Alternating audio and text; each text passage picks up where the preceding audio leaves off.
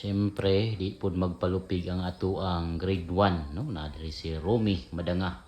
Wapo na kay gaagi si Romy, oh. Diba? Musubay naglinya. Grade 1 pa lang ni sila, mubasa na.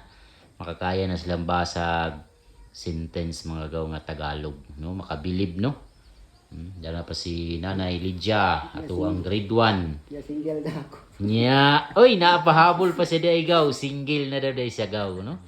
Sakit sa buot gaw pero dawaton na lang jud daw niya nga single na daw siya, no? Kaya wa naman sila nagkasinabot sa iyang asawa. Giulit niya tarong iyang asawa sa ginikanan sa iyang asawa, no? Niya nagpirmahanay sila. Niya di na nato pugson daw gaw kung wa nay gugma nila sa isa't isa. Ana rada tirada ni Romy, no?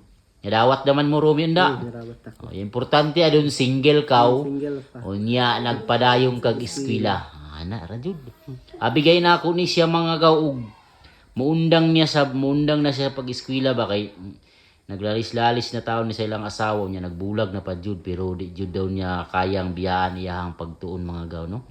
So una-unang saludo kay sa imuha idol Romy, no? Bisan pag sa kasakit nga imuhang kuan na bati karon sa imong kasing-kasing kay tungod 14 anyos, no? Nag-uban sa imong asawa. Nya namoy anak pero ana si idol Romy dawat-dawat lang jud daw ana jud ng kinabuhi. So importante mga gaw mo move on siya, mupadayon siya siyang pag-eskwela. So saludo kay idol Romy ha, single. Single dad si idol Romy Madanga. Ha? Atong idol na si Nanay Lydia, oh. Diba? Grade 1 na sila mga gaw. Na po si Grace Pino. Kani day sila mga gaw. Kani akong mga estudyantihan eh.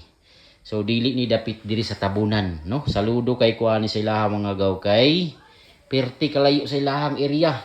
Langkwas nda Romy. Oh, Langadan nya Langkwas. Sakop na kana nga area gaw kanang Langadan ug Langkwas. Sakop na sa Lutay, no? Malungon Sarangani province na.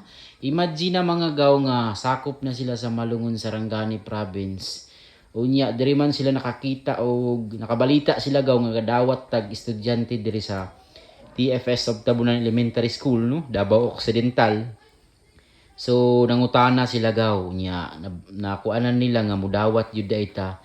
So wa jud sila nagduha-duha gaw nga nagpa-enroll diri. So mauna dong niaging tuig ni graduate jud sila kinder. So karon nagpadayon na pud sila sa ilahang grade 1, no? Saludo kay kuan sila magaw kay pila ka oras baklayon Romy? Pila ka oras baklayon? Oras tunga. Oh. Imagine na mga gaw, isa ka oras ug tunga nga binaklayay, ha? Pero sa ilahang binaklayan gaw, paspas na kayo na. Kung kita siguro mo baklay na sa mga 3 ka oras, no? Kung hinay ka mo baklay sa ilaha, paspas na gaw, wa nay pahulayay na. Isa ka oras gihapon og tunga nga binaklayay. So layo-layo jud day siya gaw. So mao na nga saludo kay kuan sa ilaha. Unya, di pa jud mga absent ni gaw, ha? Bisag ulan mo abante jud sila. Kay gusto jud dili nila sayangan ang isa ka adlaw, no? So mao na gaw nga padayon ra mog suporta sa among mga video, palihog kog share, like, comment sa among mga video diri sa TFS of Tabunan Elementary School. So daghan kayong salamat sa inyong pagsubaybay. Thank you for watching.